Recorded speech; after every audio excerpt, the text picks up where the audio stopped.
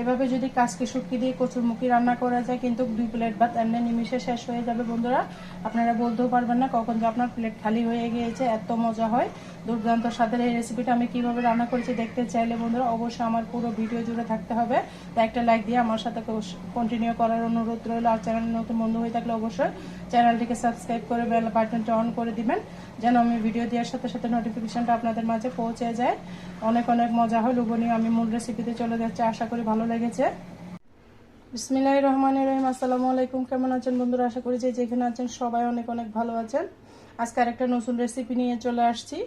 রেসিপিটা হচ্ছে কচুরমুখী দিয়ে আজকে আমি কাচকি শুটকি দিয়ে রান্না করব। আশা করি ভালো লাগবে। আর আমি আলহামদুলিল্লাহ ভালো আছি আমার পরিবার নিয়ে। কচুরমুখীগুলোকে ছোটো ছোটো ছিল, সেই জন্য আগে থেকে কাজটা সহজের জন্য আমি সিদ্ধ করেছি। সিদ্ধ করে ছিলে নিয়েছি। আপনারাও চাইলে ছোট ছোট কচু চড়া হলে বা মুখি হলে এভাবে সিদ্ধ করে নিতে পারেন। অনেক সহজভাবে, একটাও ফেলতে হয় না। একদম ছোট সাইজের গুলো আমি সুন্দর করে সিদ্ধ করে ছিলে নিয়েছি অনেক সহজভাবে। খুব সহজ বন্ধুরা, এই পদ্ধতিতে আপনারা চাইলে ফলো করতে পারেন।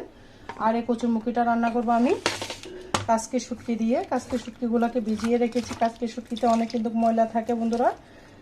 কাচকি শুটকির এই প্যাডটা ফেলে দিবেন। এটা ফেলে দিলে কিন্তু কাচকি শুটকিটা আর তিতো লাগবে না। অবশ্যই প্যাটের যে মাঝখানের আবরণ থাকে কালো, সেটা অবশ্যই ফেলে দিতে হবে, না হলে কিন্তু কাচকি শুটকি রান্না করলে তিতো লাগবে, খেতে পারবেন না। আমি সবগুলো কাচকি শুটকিকে এভাবে কালো অংশ যেটা থাকে সেটা ফেলে দিচ্ছি। খুব সহজভাবে দেখিয়েছি। এরকম দুর্দান্ত স্বাদের রেসিপি দেখতে চাইলে অবশ্যই আমার সাথে থাকবেন বন্ধুরা। আশা করি আপনাদের কাছে অনেক অনেক ভালো লাগবে। ভালো লাগলে অবশ্যই লাইক দিয়ে আমার সাথে থাকার অনুরোধ রইল। এরকম একটা কচুরমুখী দিয়ে কাচকি শুটকির রেসিপি থাকলে কিন্তু গরম ভাতের সাথে মাংস কষা আর লাগবে না। শুধুমাত্র এই কচুরমুখী দিয়ে কিন্তু ভাতটা তৃপ্তি করে খেয়ে নিতে পারবেন। এত মজা হয় বন্ধুরা। আপনারা যখন বাসায় রান্না করে খাবেন তখনই বুঝবেন। আমি আপনাদেরকে দেখাচ্ছি যে আমার রেসিপি ফলো করে রান্না করলে আপনার রান্নাও কিন্তু দুর্দান্ত মজা হবে, অপূর্ব স্বাদের। খেতে পারবেন, আপনার প্রশংসা করবে এভাবে রান্না করলে। আমি কাচকি শুটকিগুলোকে ভালো মতো কষলিয়ে নিচ্ছি। দেখুন কতটা ময়লা। কাচকি শুটকির মধ্যে কিন্তু অনেক ময়লা থাকে। অন্যান্য শুটকি থেকে কাচকি শুটকির ভিতরে বেশি ময়লা থাকে, সেই জন্য অবশ্যই ভালো মতো ধুইতে হবে। আমি অফ ক্যামেরায় শুটকিগুলোকে ধুয়ে নিয়ে আসতেছি। বন্ধুরা আমি এখানে একটা প্যান বসিয়ে দিয়েছি। কড়াইয়ের ভিতরে দিয়ে দিচ্ছি তেল। তেলটা আপনাদের পরিমাণ মতো দিয়ে দিবেন। আমি আমার পরিমাণ মতো দিয়ে দিচ্ছি।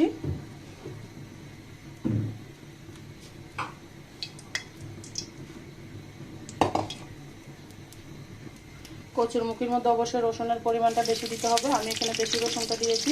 তারপর দিয়ে দিচ্ছি পেঁয়াজ। পেঁয়াজের পরিমাণটা বাড়িয়ে দিবেন, তাহলে খেতে কিন্তু দারুণ লাগবে।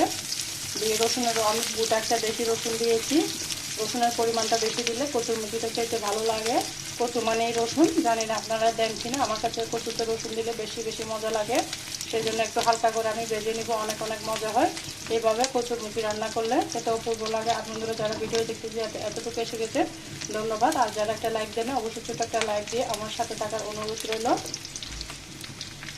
হালকা করে আমি ভেজে নিয়েছি, দেখতেই পারতেছেন, কালারটা দেখে বোঝা যাচ্ছে ভেজে নিয়েছি। তারপর দিয়ে দিব আমি যে কাচকি শুটকিগুলো ধুয়ে রেখেছি সেগুলো দিয়ে দিলাম এভাবে তেলের মধ্যে। শুটকি ভেজে রান্না করলে খেতে কিন্তু দারুণ লাগে। এখানে আমি 5 মিনিট মতো ভেজে নিব হালকা আছে। শুটকিটাকে যতক্ষণ পর্যন্ত একটা সুন্দর গন্ধ বার হয় ততক্ষণ পর্যন্ত আমি শুটকিটাকে ভেজে নিব। এভাবে ভেজে রান্না করবেন বন্ধুরা, খেতে কিন্তু অসাধারণ লাগবে। এই রেসিপিটা কিন্তু রুটির সাথেও কিন্তু ভালো লাগে। যারা ডায়েট করেন, রাত্রেবেলা রুটি খান, তারা কিন্তু এইভাবে খেতে পারেন রান্না করে, খেতে মজা লাগে। দেখুন আমি অফ ক্যামেরা ভেজে নিয়েছি। কালারটা থেকে বুঝতে পারতেছেন চেঞ্জ হয়ে গিয়েছে, সুন্দর একটা ফ্লেভার বের হয়েছে বন্ধুরা। আপনারা যখন বাসায় রান্না করবেন এর গন্ধটা পাবেন, খেতে অপূর্ব লাগবে। আর যারা আমার চ্যানেলে নতুন ভিজিট করেছেন অবশ্যই চ্যানেলটিকে সাবস্ক্রাইব করে পাশে থাকবেন। বেল বাটনটি অন করে দিবেন, যেন আমি ভিডিও দেওয়ার সাথে সাথে সবার আগে নোটিফিকেশনটা আপনাদের মাঝে পৌঁছে যায়। বন্ধুরা আপনাদের সাপোর্ট ছাড়া আমি কখনো সামনের দিকে এগিয়ে যেতে পারবো না। এতটুকু আপনাদের সাপোর্টে এসেছি, ইনশাআল্লাহ সামনের দিকে এগিয়ে যাব। তাই আপনাদের সাপোর্টে এখানে দিয়ে দেবো পানি।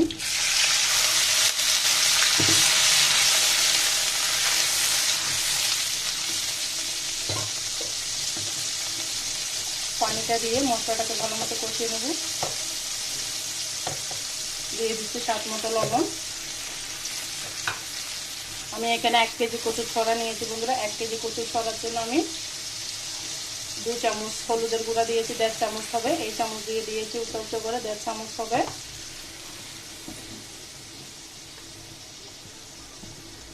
তারপর দিয়ে দিব মরিচের গুঁড়া, কালারের জন্য আমি মরিচের গুঁড়া দিচ্ছি। ঝাল কাঁচা মরিচ দেবো, কাঁচা মরিচ থেকে ঝালের ফ্লেভারটা বের হবে, সেজন্য কাঁচা মরিচের গুঁড়া দিয়েছি 1.5 চামচ মতো। দিয়ে মশলাটাকে ভালো মতো কষিয়ে নেব, যতক্ষণ না তেল উঠে ততক্ষণ পর্যন্ত মশলাটাকে কষিয়ে নিতে হবে। কচুরমুখী কিন্তু আমার অনেক প্রিয় বন্ধুরা, খেতে কিন্তু দারুণ লাগে। আমার রান্নাটা করতে বেশি সময় লাগবে না, যেহেতু আমি আগে থেকে সিদ্ধ করে খোসাটা ছিলে নিয়েছি, সেজন্য আমার রান্নাটা হতে বেশিক্ষণ টাইম লাগবে না। সবাই আমাদের সাথে থাকলে কিন্তু আমরা সামনের দিকে সবাই এগিয়ে যেতে পারবো ইনশাল্লাহ, সবাই সবার সাথে কাছ থেকে কাজ করলে। এখানে দিয়ে দিচ্ছি কয়েকটা কাঁচামরিচ মাঝখান থেকে ভেঙে দিয়ে দিচ্ছি বন্ধুরা।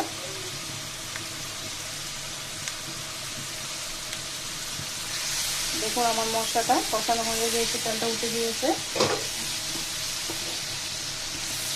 এখানে শুধু আমি মরিচ হলুদ দিয়ে রান্নাটা করবো, কোনো জিরা ধনিয়ার গুঁড়া দেবো না। আপনারা চাইলে অ্যাড করতে পারেন, জিরা ধনিয়ার গুঁড়া দিলে আমার কাছে মনে হয় শুটকির যে ফ্লেভারটা থাকে সেটা নষ্ট হয়ে যায়, সেই জন্য আমি এগুলো অ্যাড করবো না। আমি এইভাবে নর্মালভাবে রান্না করবো, আশা করি ভালো লাগবে। ভালো লাগলে আপনাদের বন্ধুদের মাঝে আমার ভিডিওটা শেয়ার করে দেওয়ার অনুরোধ রইল বন্ধুরা। এই পর্যায়ে যে কচুরমুখিগুলো আমি সিদ্ধ করে ছিলে রেখেছি সেগুলো দিয়ে দিলাম।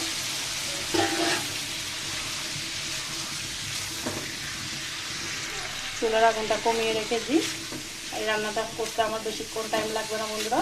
কচুরমুখিগুলো যেহেতু সিদ্ধ করা ছিল সেই জন্য শর্টকাটে হয়ে যাবে। আর এইভাবে করলে কি ছোটো ছোটো কচুর ছড়াগুলা কিন্তু একটাও বাদ যায় না। কচুর ছড়াগুলো এত ভালো ছিল বন্ধুরা, একটাও পুঁতা পড়ে না, সবগুলো একদম পিওর পরিষ্কার ছিল। এই পর্যায়ে আমি 2 মিনিট মতো কষিয়ে নেব, ঢাকনা দিয়ে ঢেকে দিব। কষানোর পরে ফিরে আসতেছে 2 মিনিট পর বন্ধুরা। 2 মিনিট পরে ফিরে এলাম, দেখুন আমি আবারও নেড়ে চেড়ে দিচ্ছি। এই পর্যায়ে দিয়ে দিব আমি ঝোলের জন্য পানি, ভালো মতো নেড়ে চেড়ে দিতে হবে। এভাবে কষিয়ে রান্না করলে খেতে কিন্তু দারুণ লাগে। দিয়ে দেবো আমি ঝোলের জন্য পানি। এখানে আমি ঠান্ডা পানি দিয়েছি, সমস্যা হবে না, কারণ আমি কচুটা যেহেতু আগে সিদ্ধ করে পানিটা ফেলে দিয়েছি, সেই জন্য ঠান্ডা পানি দিলে কোনো সমস্যা হবে না। যদি আপনারা আস্ত কাঁচা ছড়া রান্না করেন অবশ্যই চেষ্টা করবেন গরম পানি দেওয়ার জন্য, না হলে কিন্তু আপনার গলা ধরবে, কচুটা খেতে পারবেন না। সেই জন্য চেষ্টা করবেন অবশ্যই গরম পানি দিয়ে রান্না করার জন্য। এরপর যে আমি ঢাকনা দিয়ে ঢেকে দিব। লবণটা দেখেছি হয়েছে, আমি এবার ঢাকনা দিয়ে ঢেকে দিলাম সিদ্ধ হওয়ার জন্য। বন্ধুরা 5-7 মিনিট পরে ফিরে এলাম। দেখুন বন্ধুরা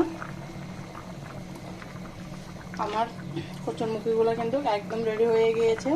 যেহেতু সিদ্ধ করা ছিল সেই জন্য বেশিক্ষণ টাইম লাগে নাই, একটু ঝোল ঝোল করে রান্না করব। কচুরমুখিটা ঝোলটা টেনে নেবে, সেই জন্য এই পর্যায়ে এসে আমি চুলাটা বন্ধ করে দেবো। আপনারা যদি ধনেপাতা থাকে অবশ্যই দিবেন, আমার কাছে ধনেপাতাটা শেষ সেই জন্য দিতে পারি নাই। কেমন হয়েছে আমার কচুরমুখিটা অবশ্যই বলে যাবেন, আমি পরিবেশন করে দেখিয়ে দিচ্ছি। বন্ধুরা কেমন হয়েছে আমার কচুরমুখী রান্নাটা অবশ্যই কমেন্টসে বলে যাবেন। অনেক অনেক মজা হয় এইভাবে কাজকে শুটকি দিই। কচুরমুখী রান্না করলে দুর্দান্ত লাগে, যে কোনো শুটকিতে আপনারা রেসিপিটা বানিয়ে নিতে পারবেন। কেমন হয়েছে অবশ্যই কমেন্টসে বলে যাবেন। সবাই ভালো থাকবেন, সুস্থ থাকবেন, আমার জন্য আমার পরিবারের জন্য দোয়া করবেন। আল্লাহ হাফেজ, আসসালামু আলাইকুম।